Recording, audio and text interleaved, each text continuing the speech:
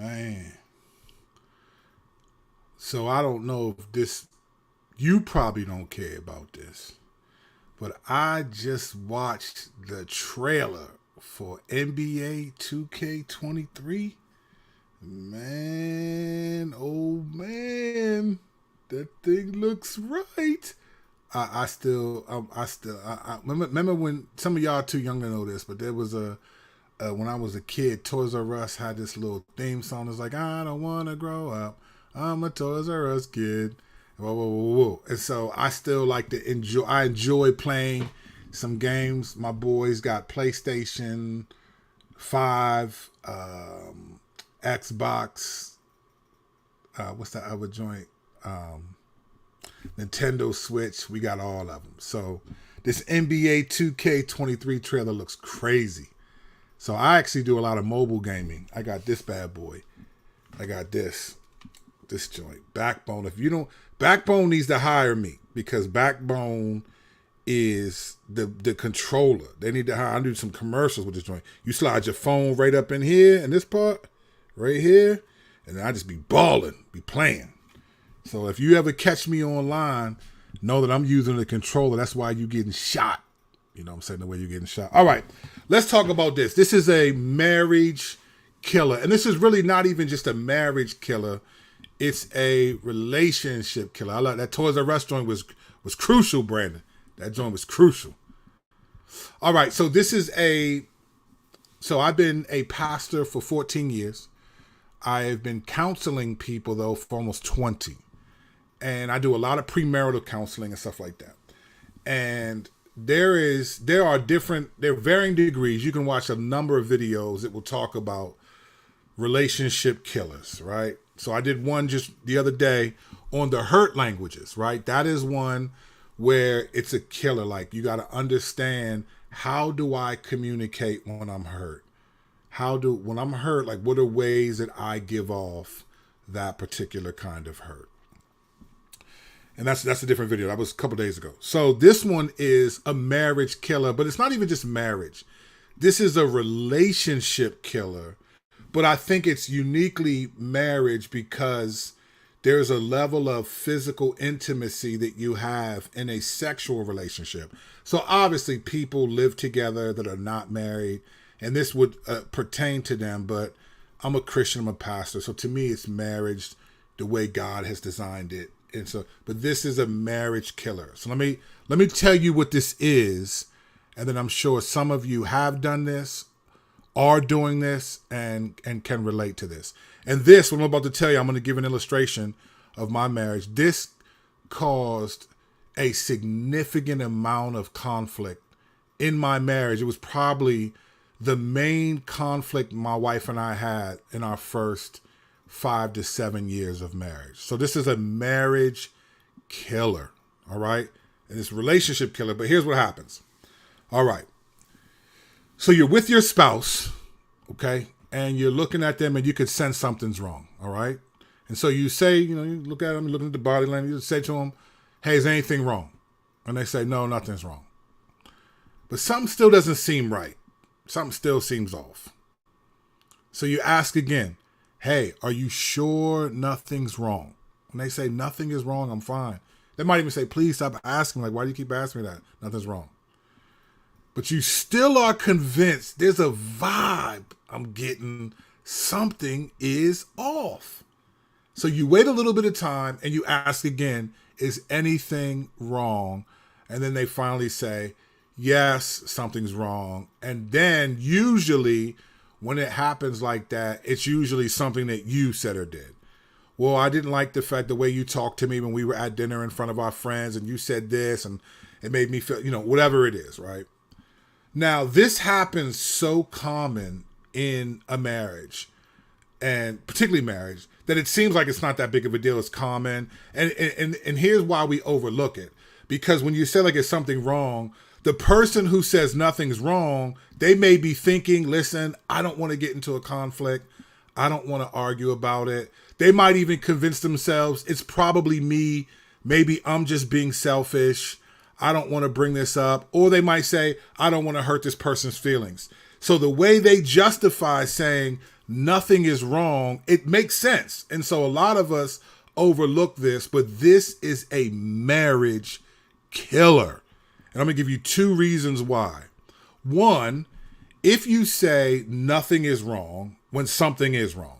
Okay, let's just say, hey, is anything wrong? You say, no, nothing's wrong.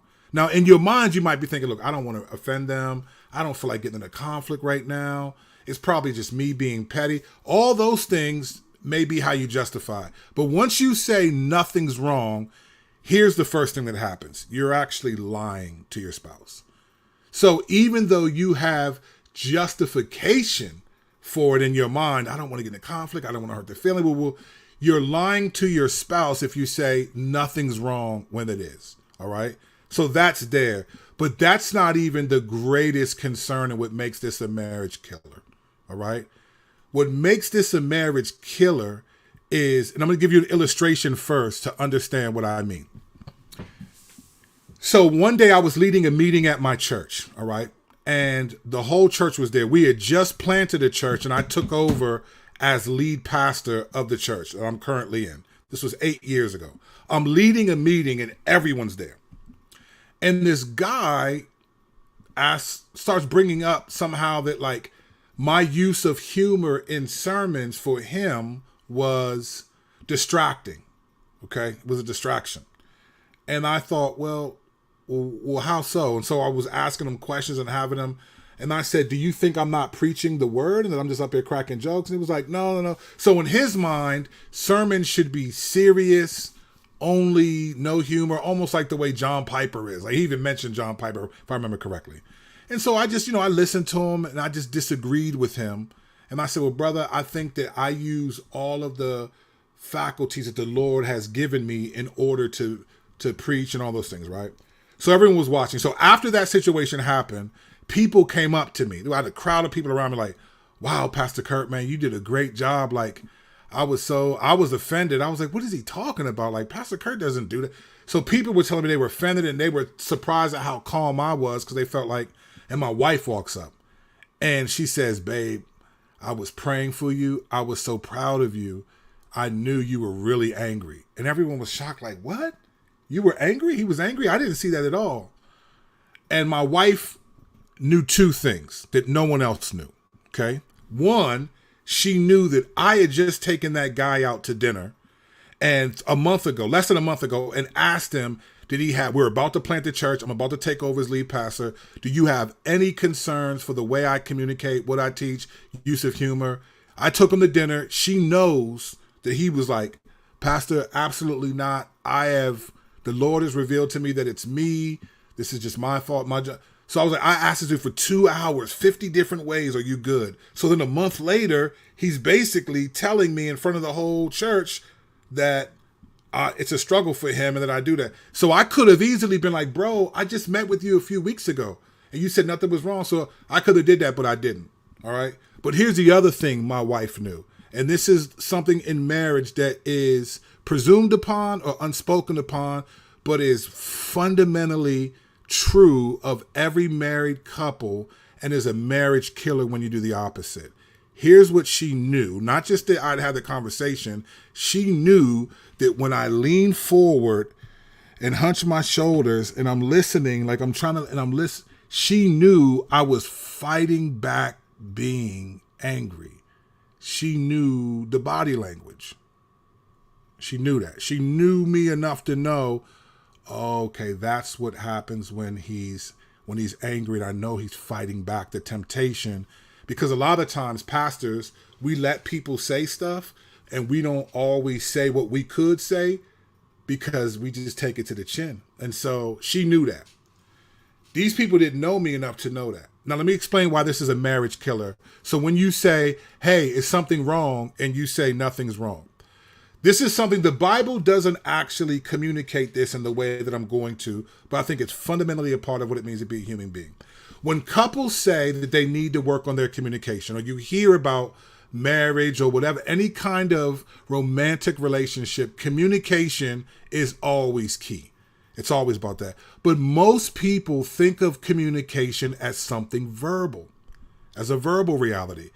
But body language is just as or more important than verbal communication. And let me explain why. Because you can say in your oral communication something differently than how you feel. But do you know how difficult it is to hide your body language? Like, you're not aware of how your body looks, how your face looks, right? And let me prove this from sort of poker. If you play poker, if you watch any kind of gambling or anything, right?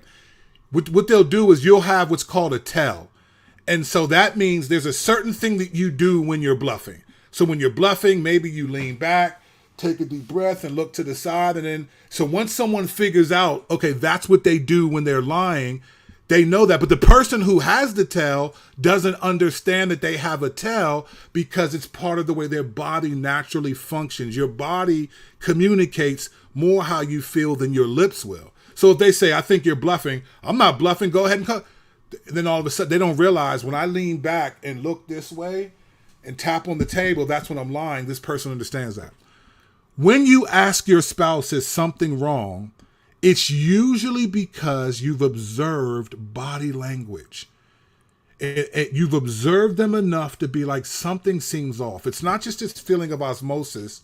It's body language. I'm observing. I know my spouse enough to know that when their shoulders look that way, or they have that facial expression, or they take that deep breath, something may be wrong. And here's why this is important.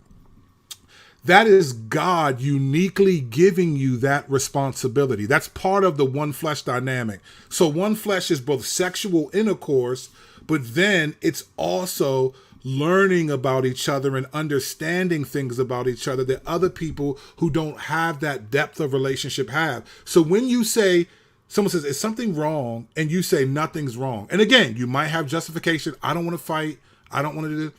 But what you, not only are you lying, you're also disrupting the way that God has given your spouse to understand you and the other form of communication that is woefully misunderstood in marriage, which is body language. And the reason why it's important, because like with body language, like if I'm upset, right, I don't know that my body's displaying that. You can't always hide I can say, no, nothing's wrong, but I don't know that my shoulders are leaning a certain way or my facial expression. And let me tell you something. As a person who used to get high, the only time you're aware of your body, for the most part, there's always exceptions, and people be quick to be like, well, that's not the only time. For the most part, the time when you're most aware of your body is when you're high or intoxicated and you don't want to appear that way, right? There are times I've gotten high and I'm driving high and I get pulled over, and now I'm really aware of my body language. All right, I need to sit up, look straight, all this. I don't know if you ever seen this movie Friday. Friday is one of my favorite movies of all time. And there's this scene where a dude named Craig, who never got high before, he gets high with Smokey. And then he's sitting on the couch talking to this girl in the neighborhood that's pretty. That was Nia Long, the actress. And he was sitting there and she was looking at him. He was like this. Yeah, so what you doing? She was like, Craig, are you high? And he went like this. Huh?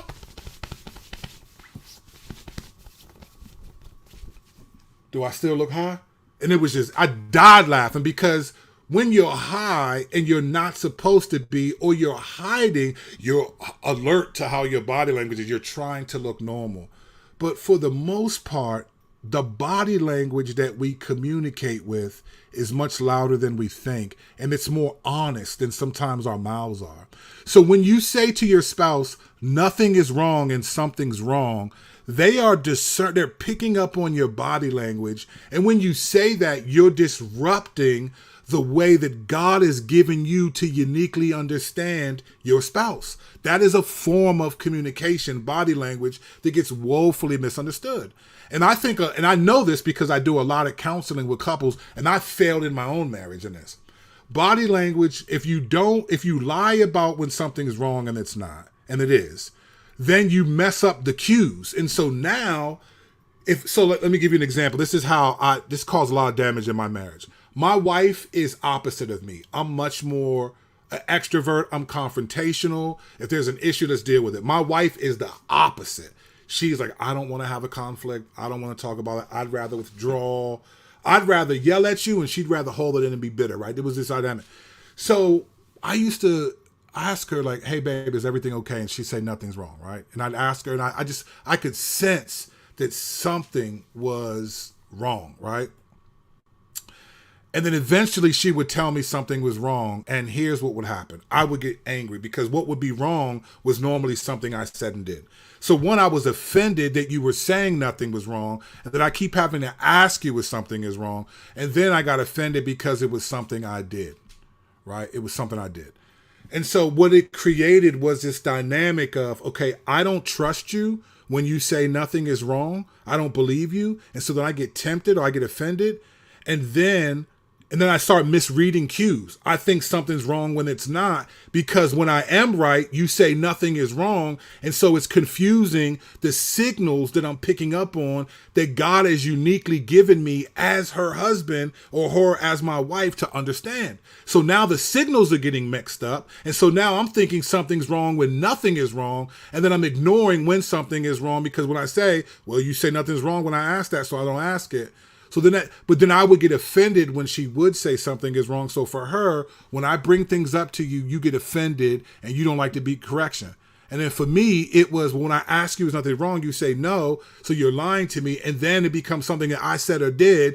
And then it created this cycle in our marriage for years that I had to step back and be like, whoa, what is happening here? Where did this come from? And a lot of it came from my wife she wants to avoid conflict. And I'm grateful for that for the most part. But there are times where if you say nothing's wrong and it is, you're lying, and you are affecting the way that your spouse uniquely understands a level of communication that you give off, which is your body language. Body language is so powerful that I've known women to know that their husband was cheating on them just because of the body language of the woman he's cheating with has towards him. Like, she'll be like, hold up. She is her body language is way too fun. I've seen this. Body language is huge. But in marriage, for some reason, it doesn't seem to get talked about a lot. And I end up, when I'm counseling with couples, having to help them see like, hey, you've kind of damaged the way you understand communication. We think of communication as verbal, but like rolling my eyes is communication, right? What does rolling your eyes mean? All of us have been talking to someone and they roll their eyes. And what happens? We get offended because that's body language and we know what that means. Or at least I believe we know what that means, right?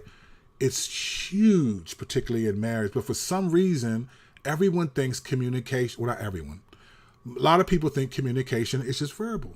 So what do you do if you find yourself in this place? What do you do if you have created a pattern of saying nothing is wrong with your spouse, and it is, and then you guys have a pattern of conflict? And a lot of it's going to be due to body language and a misunderstanding like I did. I failed my wife miserably because and part of it was she would say nothing's wrong, and it was, and then it messed up the signal. So there were times she'd walk by, take a deep breath, and I would be like, she's mad because I ain't put the dishes away yet. And so then I would believe that and react to it. Why? Because I didn't trust her, because she would say nothing's wrong anyway. So I start trusting my own assessment, and boy, is that a problem in marriage. So what do you do if you find yourself in that place? There's two things that we did that kind of go after this. The first was this. We had this phrase called, let's talk about it on Thursday. So let's just say it was Sunday after church. This is a real story. Something was wrong with my wife. She was upset. I could tell. And I said, babe, was something wrong? And let's be honest. When we're asking our spouse is something wrong, we're not asking, do you have a problem with the weather? Or we want to know, did we do something wrong? Is there something wrong between us? I don't care if you don't like crickets or you don't like the way that you're dressed. That's fine. I'm asking, is something wrong? Because I want to know, is there a problem between us? Because no one that I know, most people don't want to be in conflict with their spouse. You don't want to. You accept it, but no one's like, oh man, I can't wait to get into a fight today. Shit, I can't wait to get married so I can argue and get a divorce. The only people who probably think like that are people that have arranged marriages. I want out of this thing, right? Most of us don't want that. So we were coming home for church and I sensed something is wrong. And so what we did was we said, look, let's talk about it on Thursday. That did two things for my wife. One, I don't want to talk about it right now for whatever reason, right? Two, it let me know you're right. You're reading my body language right. Something is wrong. but I don't like. Can we talk about it on Thursday? Now Thursday was just an arbitrary day. It could have been like we talked about it later on that evening. So the second thing I would do, and this might be my personality, not yours, I would say, okay, babe, we don't have to thank you for being honest. We don't have to talk about it now because you just give me the category. For me, not knowing is like the worst thing ever, right? Not knowing, right? So I would be like, can you at least give me the category of what happened? Was it something I said and did? Yes, I didn't like the way you spoke to me in front of such and such a church. Boom. Okay. At least now I can process it. And then oftentimes we would just talk about it, and I would be like, please forgive me, babe, I was wrong. I'd hear her out and hear how it offended her. But we understood that, like, don't say nothing's wrong when it is, because not only is it a lie, you're damaging my ability to know you and communicate with you, because body language is so critical to marriage. And so I believe me, I have walked a lot of couples through this, and it seems like duh, but I bet you I would not be surprised if some of you watching right now live or some listening to this later that are married in particular, but it can affect other relationships. But I do think marriage is unique because you become one flesh with that person, and not just the sexual component. Yes, it's one flesh, but then there's a learning how to be one flesh. That's that Ephesians 5 language, that 1 Corinthians 7 language, which 1 Corinthians 7 is another major problem, but that's a different video. But just so if you're like, listen, I don't want to talk about this now. The best thing to do is be honest, because that protects and preserves your spouse's ability to understand, to be accurate. Okay, I'm reading the room right. I know my spouse. My wife could tell from across the room I was upset when this dude was saying that, and no one else picked up on it at all, because she uniquely knows me better. Maybe my mom would have put it together. My mom might have, she raised me. She might have been like, man, he's upset. But my wife uniquely, everyone else was like, wow, Pastor Kerr, you did a great job. She was like, babe, I was praying for you. I'm so glad you didn't get it. So it's important. I think when you think of communication, don't just think it's verbal. Because to be honest with you, a lot of our verbal communication with our spouses is affected because we're not honest about our body language, right? And that language, we don't hide it as well. We don't do it as well unless we're really alert because we've done something wrong, or we're trying to avoid getting in trouble. For the most part, most of us don't realize what our face looks like, how our body slumps down, we don't notice that, but our spouses do. And when they ask, is something wrong? You can say, it is. I just don't want to talk about it right now. Can we talk about it another time? For us, it was like, let's talk about Thursday. And we rarely waited till Thursday. And sometimes it just went away. Sometimes when she said what the category was, I was like, you know what? I'll replay it in my mind. Oh, man, I did. I was kind of self-righteous. I was a little bit harsh. I said something to her that I could see, knowing her, that offended her, and then I could come back and humble myself later, and then it was done. So it just depends. However, whatever, whenever, whoever, however, don't say nothing's wrong if something's wrong. It will not serve you. It's a lie, and it will ruin the kind of communication that is one flesh communication. So there's verbal, everyone talks, but not everyone understands people's body language. Only your spouse who uniquely knows you will understand it. Don't mess that up.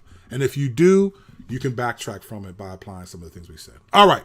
A little different. Just want to give you a little counseling from Kurt's Corner. You know what I'm saying? So I appreciate y'all listening. Look, if you like what you heard here, like and subscribe to the channel. Thank you for watching. Thank you for the comments that people give me later on. So appreciate you. Thank you so much for that. Thank you. There'll be some literature in the description of the notes. Share, like, comment. You were all slaves to the algorithm on one level. All right? Kurt's Corner. See y'all when I see y'all.